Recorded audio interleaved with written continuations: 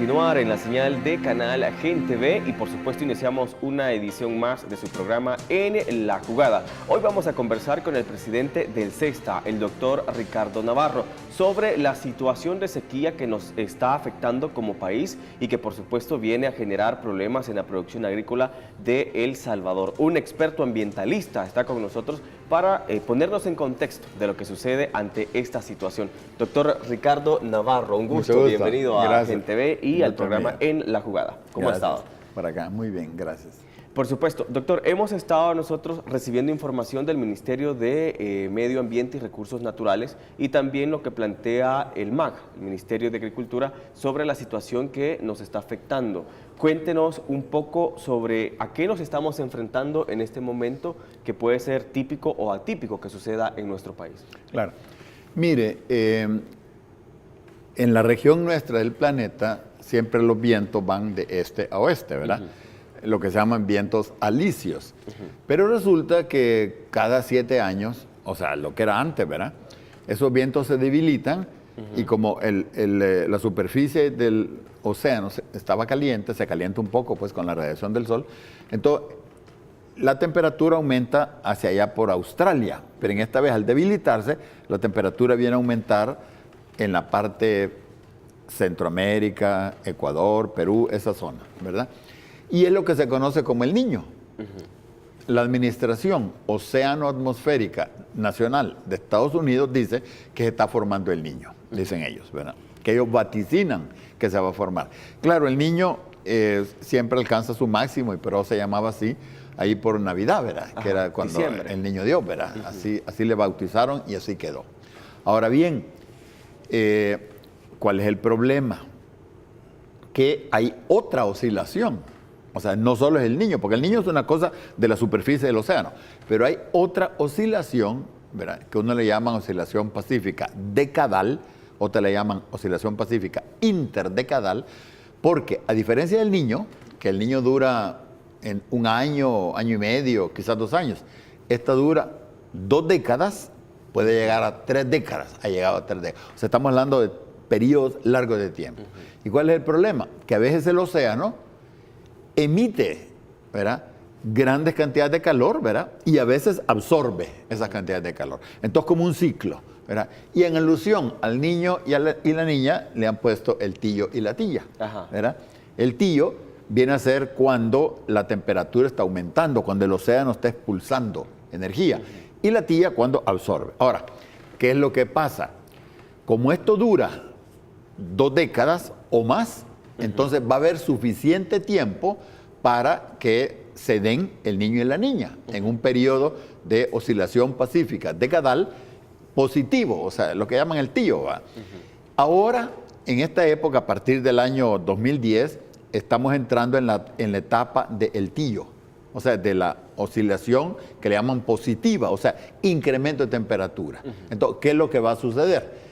Que muy pronto, ¿verdad? No, es muy difícil decir si este año, el siguiente o el otro, pero muy pronto vamos a tener incrementos de temperatura más dramáticos. O sea, porque por un lado... Se incrementa la sequía también. ¿Ah? Y se incrementa la sequía. No, eso afecta a todo, todo. ¿Verdad? El punto es que vamos a tener incrementos de temperatura más dramáticos que lo que hemos tenido en esta época. Porque hemos tenido algunos incrementos de temperatura que los hemos sentido como calores, ¿verdad? Sí. Porque, como le digo, por la acción del océano se va aumentando la cantidad de calor, ¿verdad?, de energía en la atmósfera y eso hace subir la temperatura. Hay una transferencia de calor del océano a la atmósfera. Ahora, el incremento de temperatura, lo que hace es generar un descalabro a nivel planetario. En la parte nuestra del planeta tiende a haber sequía. O sea, esa ha sido la experiencia. En el futuro podría cambiar, pero por lo menos la experiencia ha sido que aumenta la sequía en esas épocas. Ahora, en lugares como Japón, que están al otro lado del planeta, aumentan las inundaciones. Estos días han habido un par de centenares de muertos en esa zona por las grandes lluvias que han habido, ¿verdad? Entonces, esto lo que hace es generar un descalabro en todo el planeta. Ahora bien, Usted ve, por ejemplo, las reacciones de los gobiernos, ¿va? Que claro, cuando hay sequía, pues que hay que importar maíz, ahí estaba viendo maíz blanco, no sé cuántos miles de quintales, y frijol, y aco. Eso está bien. Y que hay que apoyar a la gente que ha tenido daños irreversibles, decía el señor ministro de Agricultura. Todo está bien, pero debemos de comenzar a planificar no para el año donde tenemos el problema, para un periodo. Aquí deberíamos nosotros, todas las instancias interesadas en que el país funcione, deberíamos ponernos de acuerdo y planificar para los próximos 10 años. ¿Verdad? Porque vamos a tener más eventos como estos, solo que más dramáticos. Porque el cambio climático se va incrementando. O sea, eso no es cosa de que vino y ya pasó y menos mal, va para arriba. Y no hay reducción alguna. Mire, bueno, por la forma como estamos nosotros, la humanidad, actuando, no, vamos empeorando. Y por la forma como está reaccionando el planeta, está contribuyendo a a generar situaciones más extremas, cada vez más fuertes con el tiempo. Entonces, ante eso tenemos que prepararnos. Pero como le digo, habría que pensar en un periodo de 10 años. ¿Verdad? ¿Cuáles serían esas medidas, doctor, de cómo prepararnos ante este tipo de fenómenos y ambientalmente cómo nos afectan a nosotros como población y al país, que por supuesto sabemos que enfrenta diferentes fenómenos naturales? Claro, mire, hay medidas, digamos, de carácter nacional, pues que es donde podemos actuar, ¿va? Y hay unas de carácter internacional a las cuales deberíamos contribuir o, digamos, generar alianzas con los países de la región para ejercer alguna presión. Una es que tenemos que reducir a cero las emisiones de dióxido de carbono. ¿Qué se está haciendo en el país para evitar eso, doctor? Pues yo no sé, yo no creo que mucho. En el mundo, no es cuestión de que el país, en el mundo, muy poco. ¿Verdad? Pero tenemos que erradicar las emisiones de gases de efecto invernadero lo más pronto posible. Porque ya no hay presupuesto. Porque algunos todavía parten del análisis de que nos quedan 7 años, nos quedan 9 años. Mire, la ventana que había o el espacio que había para emitir dióxido de carbono ya lo llevamos a cero desde hace 10 años, le cuento. A cero, por una razón. Porque los que hacen cálculos, donde hay muchos científicos ahí, hacen cálculos de lo que emite la humanidad, pero no incluyen lo que está emitiendo el planeta. Porque nosotros, al estar calentando la superficie del océano, estamos calentando algunas de las zonas donde hay inmensas cantidades de metano, en forma de hidratos de metano. Digamos, la zona como más vulnerable es una zona que le llaman plataforma ártica, ¿verdad? De Siberia del Este. En inglés las siglas son ESAS, así puede buscar en la internet. Porque esa zona está a menos de 50 metros de profundidad. Las cantidades inmensas de metano que hay frente a la costa centroamericana están un par de kilómetros. Entonces eso, pues uno dice, todavía no le llega la luz del sol ni el incremento de temperatura, ¿verdad? Pero en el Ártico sí. Entonces, y se está saliendo ese metano en cantidades inmensas, millones de toneladas. Yo veía la última cifra hace un par de años atrás, que eran como 7 millones de toneladas al año. Y déjeme decirle que hace 7 años antes de eso, era apenas 500,000 de toneladas al año. O sea, que sí que eso se va incrementando. Entonces, esto ha cerrado el espacio que teníamos para estar emitiendo gases de efecto invernadero. Lo cual quiere decir, debemos reducir esas emisiones a cero lo más pronto posible. Cuando se generan y nosotros podemos ver esos encuentros, esos congresos para abordar el tema del cambio climático en el país, ¿caerá en saco roto para las grandes naciones evitar esas emanaciones de gases? Sí, es que mire, prevalece el poder económico, ¿verdad? Lo que pasa en esas reuniones grandes es igual a lo que pasa aquí en El Salvador. ¿Por qué no tenemos una ley de agua y por qué no reconocemos el derecho humano al agua y a la alimentación? Porque el poder económico presiona a los representantes de los partidos de derecha, Arena y demás, ¿verdad? Y por eso es que se portan así. Eso pasa a nivel internacional, la misma historia, ¿verdad?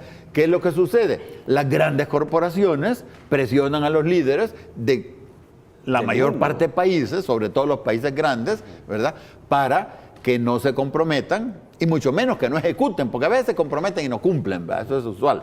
Pero para que no ejecuten medidas que vayan orientadas a reducir las emisiones. ¿Por qué? Porque imagínense, cada día la corporación ESSO, internacionalmente se llama Exxon, aquí le llamamos ESSO, gana 150 millones de dólares cada día, ganancia, 90, ganancia. Entonces, claro, con esa ganancia, pues imagine quién va a decir, ya no tratemos de ya no estar consumiendo petróleo. Ese es el problema. Entonces, le digo, en la pregunta que usted me hizo, a nivel internacional son de las cosas que debemos hacer, ¿verdad? Presionar en esto porque el problema viene para todos. Claro, siempre daña a los más vulnerables, eso es así. Y en esa región estamos nosotros como país. Claro, nosotros estamos en una zona bastante vulnerable, pero hay que decirlo también, el país no es homogéneo.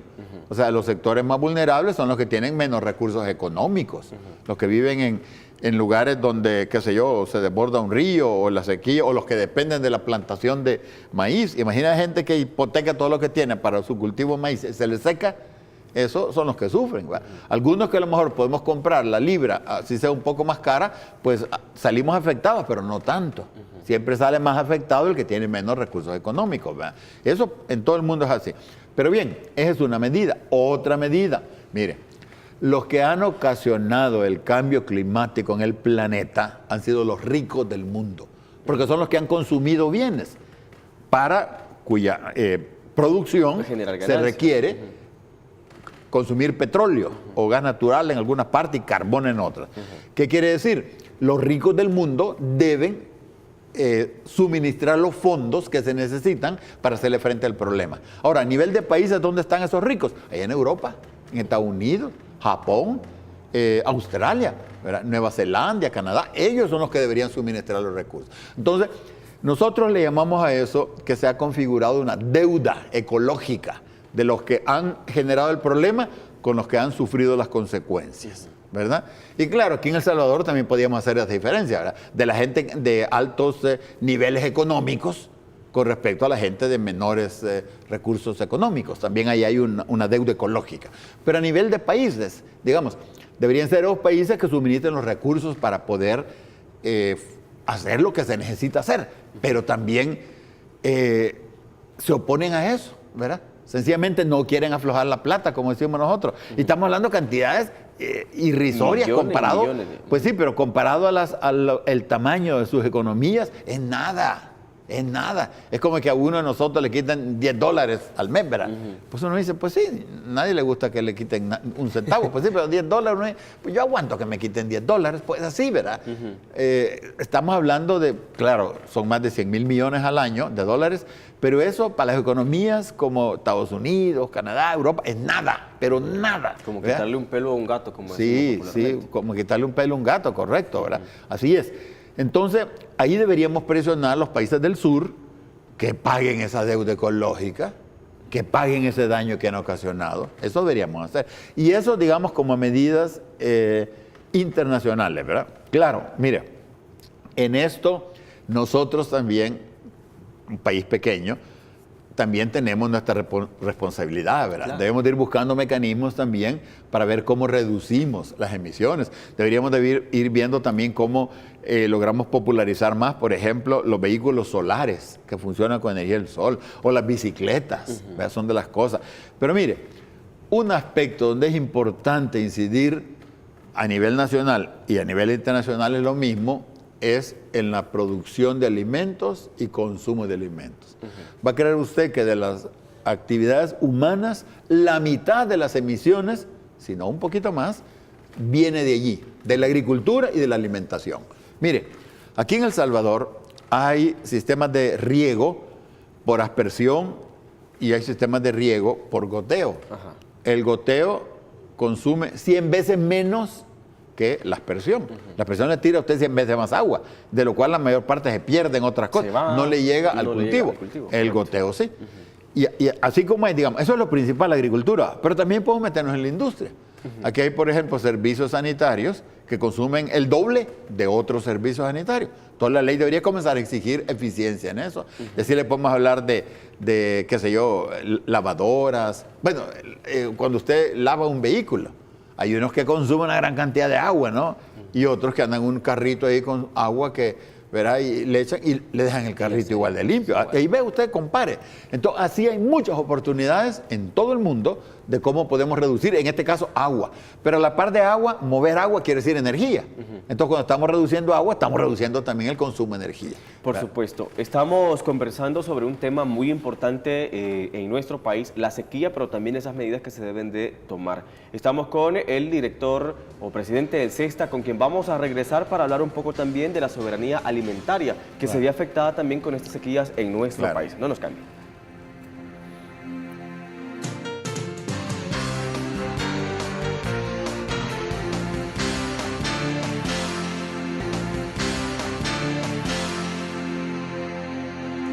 Por supuesto, y también el gobierno está en alerta ante la afectación de esta sequía que, por supuesto, está ya generando pérdidas en la economía y en la producción agrícola. Vamos a ver las reacciones del señor presidente de la República. En este sentido, el Ministerio de Agricultura y el ministro ha estado permanentemente informando a la población cómo nos hemos preparado para garantizar que en el momento que llueva tengan la capacidad de volver a sembrar. Pero no solo eso, también la capacidad de que puedan mantener sus alimentos y que los alimentos como el maíz, como el frijol, no se eleven los precios. Y cómo garantizar que los precios se mantengan. Vamos a estar listos a ayudar a aquellos agricultores que han tenido pérdidas irreversibles. Segundo, que previendo el impacto en esta zona donde alcanzó 22 días la canícula, hemos autorizado los ministerios de Hacienda, Economía y Agricultura la importación de un contingente de maíz blanco que estaría disponible allá por octubre para atender cualquier déficit de abastecimiento, de tal suerte que la familia salvadoreña tenga asegurado la provisión de maíz y frijol aquí en el país. Ahí teníamos las declaraciones que nos brindaba el ministro de Agricultura también, Orestes Ortiz, junto al presidente de la República. ¿Y cómo sería, doctor, esas medidas a largo plazo? Digo, para prepararnos, para enfrentar esta sequía que hoy por hoy nos está generando ya problemas en nuestra economía. Mire, una recomendación haría yo a lo que dijo el señor ministro de Agricultura, que revisen que no sea maíz transgénico. Claro, porque eso es otro Esa es una cosa súper importante, porque las grandes corporaciones producen transgénicos y lo quieren vender y se aprovechan de situaciones como esta. Entonces yo, antes de traer ese maíz, yo lo mandaría a los laboratorios, ¿verdad? En Estados Unidos hay una gran cantidad de ellos que le pueden decir si eso no es transgénico. Que viene a afectar aún más la salud de la población. No, por supuesto, porque la FAO, oiga usted bien, la FAO está apoyando esos cultivos transgénicos. Es terrible, pues, pero bueno. Pero mire, ya así a mediano plazo, yo le llamaría implementar una estrategia de sobrevivencia. Es que mire, cuando uno ve cómo el cambio climático está configurándose y lo que uno ve en el futuro cercano y a mediano plazo, lo que nos va a tocar en nuestro país es tratar de sobrevivir. Y a eso deberíamos apostarle, tratar de sobrevivir. Ahora, esto requiere más que, digamos, el gobierno central. Esto requiere el apoyo de la Asamblea Legislativa, de los alcaldes y, por supuesto, de la Corte Suprema de Justicia. Hay que verlo con interés de nación porque, mire, si el barco se está hundiendo, no es cuestión de que usted y yo nos vamos a pelear. Tenemos que ponernos de acuerdo para ver cómo lo sacamos a flote o por lo menos para ver cómo agarramos los barquitos. Y se deben de sumar también la empresa privada y las grandes industrias. Por supuesto. Pero es que el asunto es que la empresa privada solo ve el dinero enfrente, ¿verdad? Y eso es una desgracia. Aquí tenemos un gran capital terrible, pero de lo más reaccionario y troglodita que hay, comenzando por ANEP. Pero bueno, eso podemos hablar otro día. Pero el punto es una estrategia de sobrevivencia. Mire, aquí la pregunta que nos deberíamos hacer es, a nivel de país, ¿cómo garantizamos que vamos a disponer del agua que necesitamos para vivir? ¿Cómo garantizamos? De eso específicamente le iba a preguntar, porque es importante que nosotros exijamos que se cuide verdaderamente el agua y obviamente que se declare como un bien público, como un bien y un derecho que todas y todos tenemos en el país. Por supuesto, algo, pero no lo reconoce Arena y y toda la chusma de derecha, no lo reconocen. Ellos quieren privatizar, ANEP, para ellos ANEP manda. Así no se puede, no se puede. Pero mire, al ver el recurso hídrico, o el bien hídrico, mejor dicho, tenemos que ver cosas como, por ejemplo, las zonas recolectoras de agua y lluvia. están siendo destruidas. Aquí en Santo Tomás, 80 manzanas de bosque están destruyendo. Allá en el sur de Santana, la misma historia. Allá por Sonsonate, igual, en todas partes. La zona de Santa Tecla, bajando los chorros, está también. Entonces digo, ¿cómo vamos nosotros a disponer de agua si estamos destruyendo las zonas que sirven para recolectar agua y lluvia y que nos alimentan los mantos acuíferos? ¿Cómo nosotros vamos a disponer de agua en esas condiciones? No se puede. Tenemos que cuidar eso. Y como le decía, todas las otras medidas de mejorar la eficiencia y toda la cosa, ¿verdad? Lo que podríamos llamar una visión de sustentabilidad. Eso tenemos que darle al recurso hídrico. Pero bien, en El Salvador deberíamos hacernos la pregunta, ¿cómo vamos a garantizar que tenemos agua? Aparte de proteger las zonas, tenemos que rehabilitar las zonas que han sido destruidas. Porque muchos empresarios, en su afán de sacar plata, ¿verdad?, han destruido las zonas para hacer centros comerciales y una serie de cosas. ¿Cómo serían esas medidas, doctor, para resarcir ese daño, para retribuirle a nuestro medio ambiente que está impactado con el cambio climático, por supuesto, recuperar esos espacios que han sido destruidos? Por ejemplo, mire, hay zonas que han sido deforestadas, tenemos que arborizarlas. Tenemos que arborizarlas. Mire, aquí yo creo que deberíamos llegar, y en esto habrían que ponerse de acuerdo todos los partidos políticos, para que no salte alguno ahí diciendo que es dictadura y tonterías que siempre dicen, ¿verdad? Deberíamos de exigirle a todo el mundo que plante árboles. Así como usted le exigen pagar el IVA. Y si a mí me exigen, plantar un árbol. Con gusto. Pues yo lo planto, un palito de limón, es una gran cosa porque, verá, nosotros hemos plantado, no va a creer usted, en el cemento. Hemos tirado compost, ¿verdad?, lo que produce la materia orgánica, ahí han salido arbolitos y de limón, imagínense. O sea, lo que quiero decir es que necesitamos eso. En todas las empresas hay que exigirles eso. Ustedes están ganando tanto, por cada cantidad de dinero que ganan, hay que plantar un árbol. A todos los estudiantes hay que mandarlos a plantar árboles, ¿verdad? En su escuela, y por supuesto que hay situaciones, usted me dice, yo vivo en un cuarto piso allá en un edificio. Bueno, hay que ver qué hacemos, ¿verdad? O sea, tampoco se trata de obligar. Jardinería que pueda tener también. Tampoco se puede obligar a la gente que por alguna razón no puede. Pero lo que le quiero decir es que necesitamos de nuevo arborizar El Salvador. Necesitamos una educación para poder, o concientizar, mejor dicho, a nuestra población. Eso es la base de todo usted. Porque usted analiza dónde comienza el problema ambiental. En la cabeza de la gente. En la cabeza de la gente. Imagínese, si usted quiere un anillo de oro, tiene que dejar 12 toneladas de contaminantes en otra parte, arruinándole la vida a quién sabe cuánta gente por un anillo de oro. ¿Y para qué sirve el anillo de oro? ¿Para qué sirve? ¿Para que lo roben por ahí? Para eso sirve. Lo dejen hasta sin dedo a veces. No, lo pueden hasta matar por un anillo de oro. Lo que le quiero decir es que en la mente de la gente, esa codicia, ¿verdad?, que mueve al capitalismo, es lo que está destruyendo el planeta. Así de fácil, ahí no hay donde perderse, ¿verdad? Entonces, claro, tenemos que mostrarle a la gente. Nosotros estamos con el Ministerio de Educación dando unos talleres de capacitación a maestros, ¿verdad?, de ciencias, de escuela secundaria, de los colegios públicos, ¿verdad?, sobre cambio climático. Un poco para que los maestros estén expuestos a la última información que hay sobre la realidad del cambio climático, cómo va a afectar en El Salvador y qué deberíamos hacer. Ese es el punto. Cuando yo le decía, por ejemplo, una estrategia de sobrevivencia, ya que comenzamos a hablar del agua, pero igualmente podemos hablar de los alimentos. Aquí en El Salvador deberíamos tener capacidad para producir nuestros propios alimentos. Mire, si tuviéramos nosotros una capacidad para almacenar, digamos como el IRA, era lo que había centralizado y descentralizado en todas partes. Ahorita hay una sequía, se saca el maíz de ahí. No necesitamos estarnos arriesgando que a lo mejor nos meten maíz transgénico. Y además, aunque el maíz sea bueno, hay que pagar por él, ¿no es cierto? Claro. Pero aquí deberíamos tener ya centros donde podamos nosotros estar almacenando maíz, frijol, maicillo, café, todas las cositas que uno necesita, ¿verdad? Esas son de las medidas a corto plazo, ¿verdad? Sí, pero eso deberíamos hacerlo. Pero lo que pasa es que, mire, aquí el problema es que usted ha visto al actual gobierno cómo lo han estado presionando por todos lados, boicoteándolo. Así no se puede.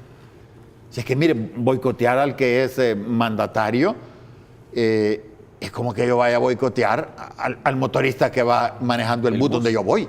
Si yo quiero que el señor lo haga bien, porque, claro, yo el alcalde que hay, yo no voto en San Salvador, pero no hubiera votado por él, pero hay que apoyarlo. El alcalde de San Salvador es el alcalde, me guste o no, es el alcalde. No se puede boicotear, hay que apoyarlo porque es el que dirige ¿me entiende? El gobierno de la ciudad capital. Pues así, sobre todo, más todavía, el presidente de la República. Pero ¿cuál ha sido la tarea de los grupos de oposición? La derecha, boicotear y boicotear y boicotear. Así no se puede. ¿Cuál sería, ya para finalizar, doctor, esa reflexión que ustedes como CESTA, usted como presidente del CESTA, da a la población y a los diputados y diputadas? Una, en el cuidado del agua, para que podamos nosotros defenderla y pedir que ya aprueben. Sí, mire, el agua tenemos que protegerla, ¿verdad? Tenemos que defender los recursos, digamos, zonas recolectoras de agua y lluvia que nos sirven para abastecernos de agua. Tenemos que usarla sabiamente y tenemos que presionar a los diputados, por Dios. ¿Cómo podemos estar discutiendo que el agua es un derecho humano y no? O sea, eso es totalmente fuera de lugar. ¿Me entiendes? ¿Cómo le vamos a dejar a una empresa privada que maneje el agua? Fíjese que cuando nosotros hablamos que debe ser con beneficio público la gestión del agua, nos referimos a todo el bien hídrico. Yo no tengo problema en que sea una empresa privada que tira la tubería de un lugar a otro donde llevan el agua, o que esté observando que la calidad está bien y que no hay coliformes y qué sé yo, todas esas cosas. Yo no tengo problema en que la empresa privada se meta. Así como en el Ministerio de Obras Públicas. ¿Quién decide cómo se hacen las calles? El MOP. ¿Y quién más va a decidir? Tiene que ser el MOP. Ahora, ¿quiénes hacen las calles? Empresarios que tienen grúas y cosas y tractores y capacidad para hacer calles. Está bien, ¿verdad?